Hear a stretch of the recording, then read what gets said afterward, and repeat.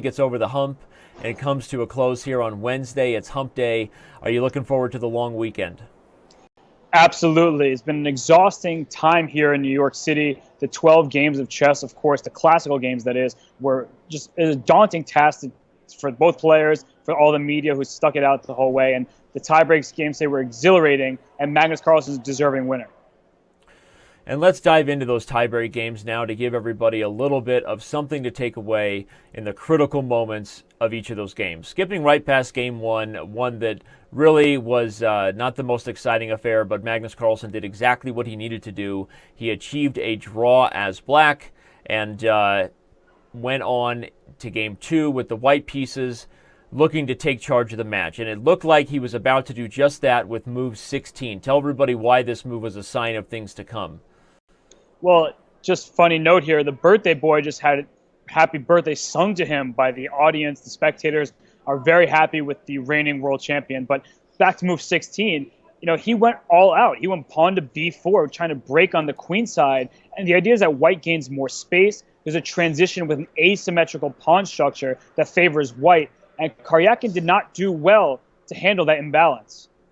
Yeah, and as the moves on the board are being played out here for the fans, the key thing is that Karyakin couldn't handle the threats on the queen side, eventually made this mistake of heading into the two minor pieces versus the rook endgame. But with all those things happening and it seeming like the writing was on the wall, Magnus Carlsen was about to win this game with white and take things home. We get to a position where there's so many options for him to keep the attack going against the black king, to play a position where, for those watching it live, they knew Magnus Carlsen had about 5 or 6 minutes. Sergei Karyakin was already living off the increment under a minute. But the champion showed that he still just wasn't quite in the right form with this first mistake, Robert, when he took on e5 with the queens, which is not only a queen trade, but it forces yet another exchange right after it. And even though, as we're going to see this game play out, Magnus still went on to potentially have chances to win, was that a sign for you that something still wasn't quite right with the champ?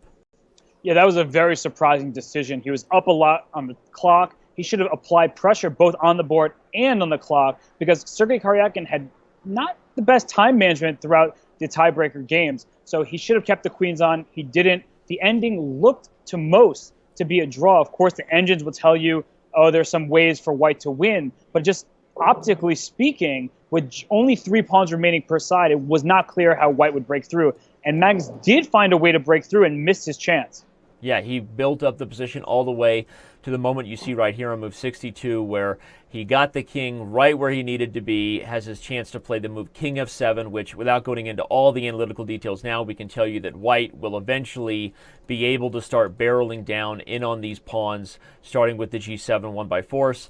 But instead, Magnus played a move that really just a pure miscalculation. Bishop to g4 allows the black rook to come back to its ideal defensive setup because of these bishop f8 threats, and the rest was history. Karyakin held once again, and I went into game 3 now, Robert, I think like many people, really thinking, wow, is this Sergei Karyakin's match? Magnus has failed time and time again to convert. You can't do that over and over again and expect to live to tell the tale, but he left very little room for doubt when, with the black pieces, he not only was no longer afraid to go into Karyakin's preparation, but he showed he had something up his own sleeve on this move right here. After the move knight to g5, he quickly captured and then launched a pawn storm on the king side that was just incredibly dominant. Nothing white could really do to stop this attack, as Magnus just completely outplayed the Russian.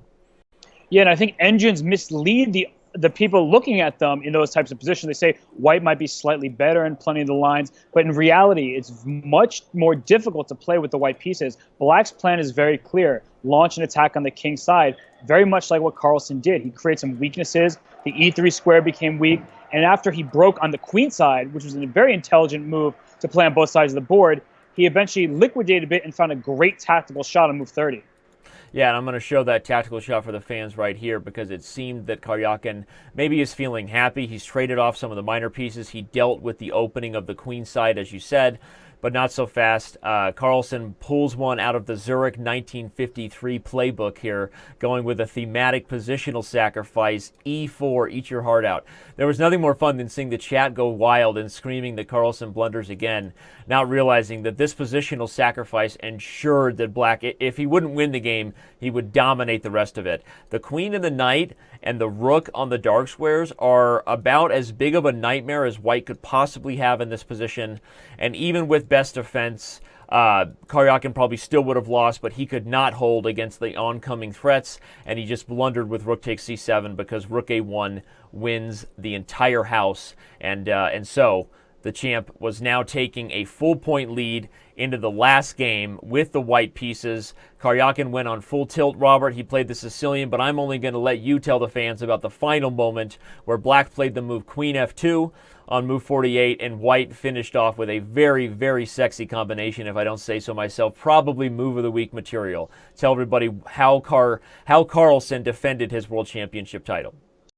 Well, unfortunately for the Black King, it was left naked and afraid, and after the rook came down to the 8th rank with check, the king was forced over to h7, and queen h6 check, an aesthetically pleasing queen sacrifice that delivers checkmate by force. If the pawn captures on h6, rook takes f7 is mate on the spot. If the king comes up and captures, well, the rook gets it from behind, rook h8 checkmate. So unfortunately for Karyakin, he was forced to go crazy, really against his style. Trying to win with the black pieces is hard for anyone, but particularly for a solid player like Sergei Karyakin. So he went down swinging, but alas, we see maybe one of the best moves of the year that could be in any tactic book, queen h6 check, delivering the final blow. Very nice to see a match like this that held the attention of the entire chess world, most of the general media, a major sporting event come to an exciting finish despite the criticism, of course, well-deserved criticism, I think, for how the classical portion ended. They did deliver today with some exciting games, and with that, Robert, I'm going to let you go get ready for what is hopefully an exciting night for you as everyone relaxes and lets go a little bit, and I'm going to welcome our next special guest here on Chess Center.